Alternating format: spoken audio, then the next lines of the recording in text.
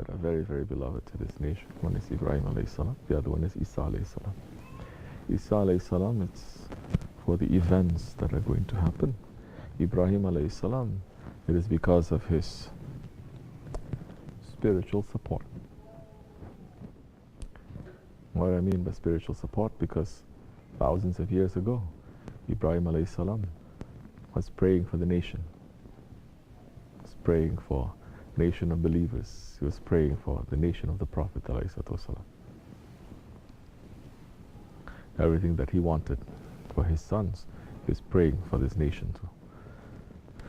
Which is why it is a order for us in our namaz to ask Allah subhanahu wa ta'ala to bless the Prophet ﷺ as he had blessed the Prophet Ibrahim alayhi salam. It is connected. People of the Akhir Zaman, because the Prophet is the Prophet of the Akhir Zaman. People of the Akhir Zaman. The people of the Akhir Zaman, you're going to see, they are going to experience so many things. But if you look at Hazrat Ibrahim alayhi salam, whatever he had experienced, his nation is experiencing too. Whatever that they're preparing for him, they're preparing for this nation too. No, he did not feel the pain. Allah subhanahu wa ta'ala is making him to be protected. As far as I know. Shahabani has not mentioned it. As far as I know. Because that is a test of his faith.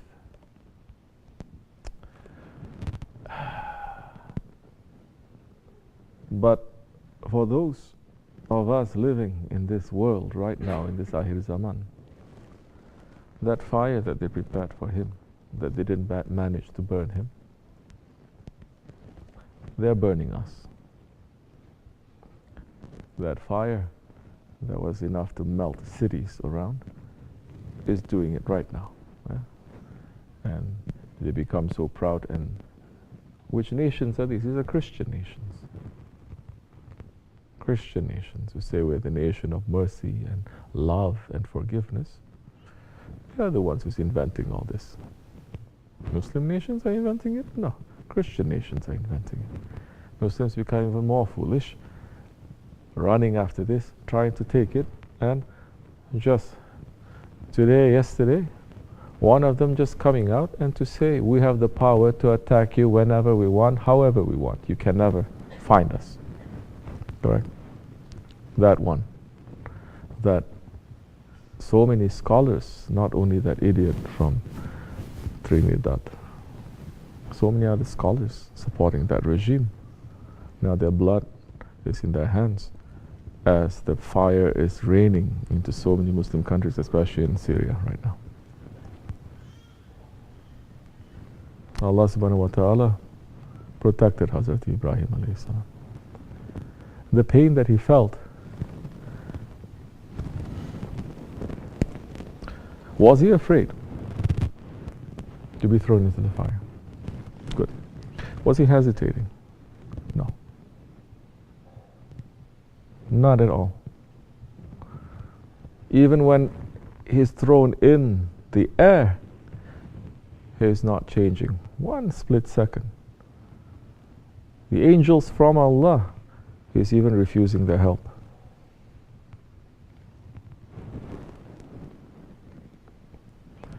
But his firstborn, not Ishaq, Ismail alayhi salam, his firstborn,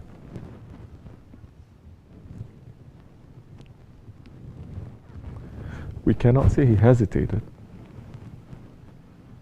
But how many dreams he had to dream before what? Before he made that decision. Correct? And when he made that decision,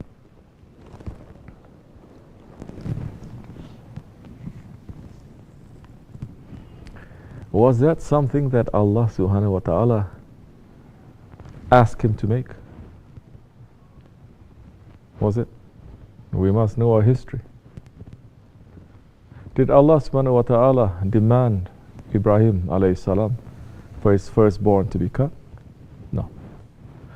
Because Ibrahim alayhi salam himself said, if you grant me a son, not because he just wants a son.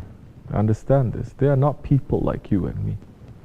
Because he's the only friend of Allah in that time. He's the only one who is worshipping to Allah. And he's thinking, if I pass, who is going to continue after me? Allah subhanahu wa ta'ala is testing him. It's not 10 years, 20 years, 30 years. Some people, they get very worried. 30 years, 40 years, oh, I'm still not married. He didn't have children until he's what? In the 70s, 80 years. And he's saying, who is going to continue my mission? Who is going to say Allah on the face of this earth? And he's asking Allah for a son. And he's saying to Allah subhanahu wa ta'ala, what? Promising, if you give me a son, I will sacrifice, what? The thing that I love most to you. You leave it open like that. So, Allah gave him a son. And the son is the thing that he loved most. And Allah subhanahu wa ta'ala says, don't forget your promise. Thinking, how can it be?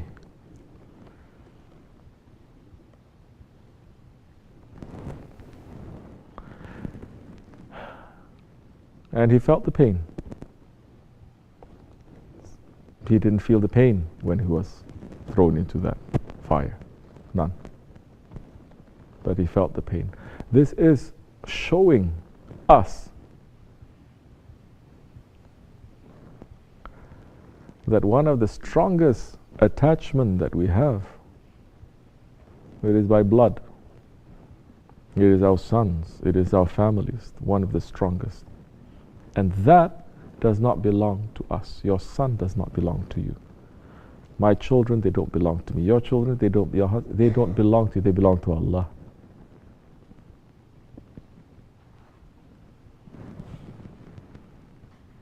And we're seeing, especially the 21st century, not so much before, not so much for, we may say 500, 600 years when the Ottomans, they were ruling. When there was war, there were rules of war. They were not attacking the old people. They were not attacking the civilians. They were not attacking as a war. They were not attacking the women, especially they were not touching the children.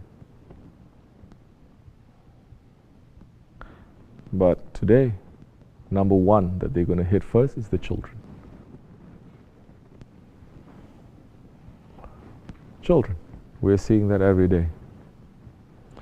Whose hearts are moved. Even if your heart is moved for a split second, you're going to see another thing that's going to make you to forget, to make you to be light, to make you to be happy.